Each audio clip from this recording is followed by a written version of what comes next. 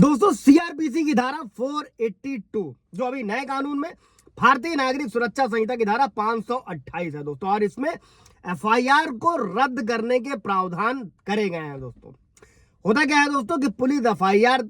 दर्ज करती है, एफआईआर की जांच करती है, और अगर एफआईआर में जो लगाए गए आरोप होते हैं दोस्तों वो सही साबित होते हैं तो फिर क्या किया जाता है, इसके बाद चार्जशीट दाखिल करी जाती है। और अगर एफआईआर में नामजद या फिर जो नाम नया बताए गए हैं या व्यक्ति जो है कोई शिकायत है और उसे लगता है दोस्तों कि जो कानूनी प्रक्रिया का दुरुपयोग हो रहा है या प्राकृतिक न्याय के सिद्धांतों के विपरीत है दोस्तों, फॉर एग्जांपल आप पर कोई झूठा मुकदमा दर्ज कराता है, चाहे वो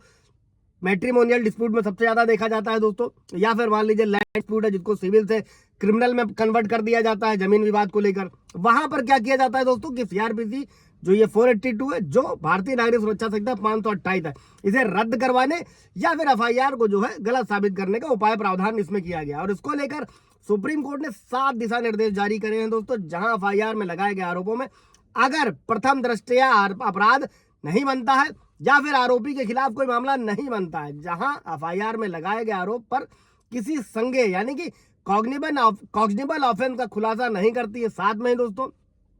जो कलेक्टिव एविडेंसेस है वो किसी अपराध के होने का खुलासा नहीं करते हैं, मामला किसी तरीके का नहीं बनाते हैं, और जहां एफआईआर में लगाए गए आरोप कॉग्निबल अपराध नहीं है लेकिन हाँ नॉन कॉग्निबल है, वहां पर क्या होता है दोस्तों कि मजिस्ट्रेट के आदेश के बिना पुलिस अधिकारी द्वारा जांच की जो है अनुमति नहीं। इसको हमेशा समझिएगा, कॉग्निबल नॉन कॉग्निबल। कॉग्निबल ने पुलिस तत्काल गिरफ्तार कर सकती है बिना वारंट के, जैसे हत्या, रेप, मर्डर, डकैती, लूट, लेकिन जहां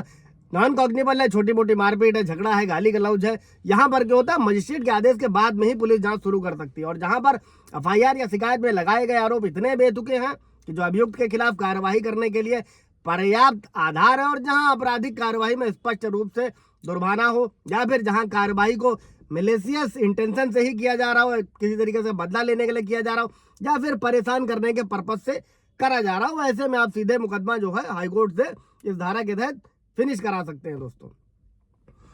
अब अभी दोस्तों इसको भी समझिएगा कि जो एफआईआर रद्द करना है ये किसी तरीके का मनमाना फैसला नहीं है, बल्कि ये कानूनी कारणों पर आधारित होना चाहिए। स्टेप बाय स्टेप समझ लेते हैं अगर आपका भी कुछ ऐसा डील है या मुकदमा है या केस है दोस्तों। सबसे पहला प्रथम दृष्टया मामले का अभाव है, या फिर जहां पर ऐसे समझिएगा जब एफआईआर में आरोपों के समर्थन में जो है सेटिस्फैक्ट्री और जो है एविडेंसेस पूरी तरीके से अपर्याप्त है, मौजूद नहीं है, तो कोर्ट उसे रद्द कर सकता है। दूसरा क्या है तरीका, शिकायतकर्ता और आरोपी के बीच में समझौता होने पर हाई कोर्ट जो है वो प्रथम जो है सूचना रिपोर्ट यानी कि एफआईआर को रद्द करने का अधिकार है। इसको ऐसे समझिएगा पत्नी ने 498 का झूठा केस किया, आप हाई कोर्ट गए, क्योंकि ऐसे खत्म भी नहीं होगा, अगर आप समझौता भी करेंगे तो भी ये फिनिश जो है हाई कोर्ट से ही होगा समझौते के आधार पर। तीसरा क्या है, अगर कोई जो एफआईआर है दोस्तों वो दुर्भावनापूर्ण इरादे से करी गई है, दुर्भावनापूर्ण उद्देश्य है, या फिर पर्सनल रंजिशों के चलते करी गई हैं दोस्तों कि इनको निपटाने के लिए दर्ज करा दिया, तो कोर्ट भी कानूनी प्रणाली के